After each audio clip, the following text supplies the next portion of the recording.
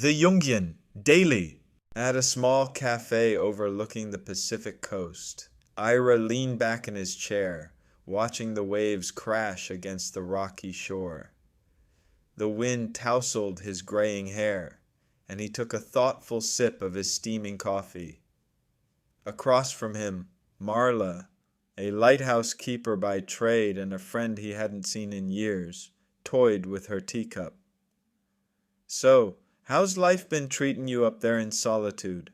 Ira asked, setting his cup down. Marla chuckled, a warm sound that harmonized with the gentle clinking of dishes around them. "It's peaceful, you know. But there's something about the quiet. It forces you to face parts of yourself you'd rather ignore." "What do you mean?"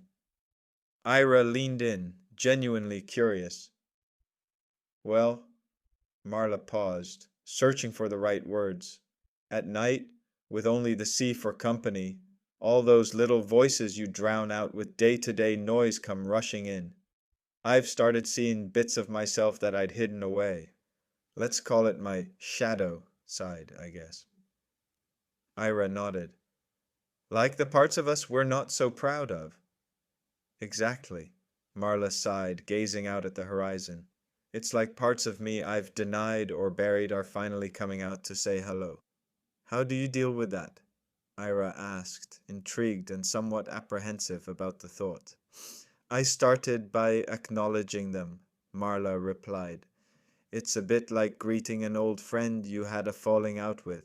At first, it's awkward, but with time, you learn to understand their story." Ira smiled. "And what have you learned from your shadow?"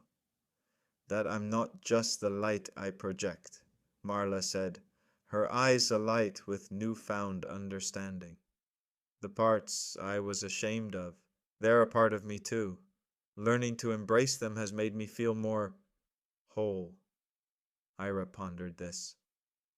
"Isn't it scary to face that side of yourself, though?" Marla nodded, her expression sincere. "Terrifying at times, but it's a relief too. The more you understand, the less power your fears have over you." "You think everyone should try it?" Ira queried, unsure if he was ready to embark on such a journey himself. "I think everyone carries a shadow," Marla suggested. "Most of us are just waiting for the right moment to turn and face it.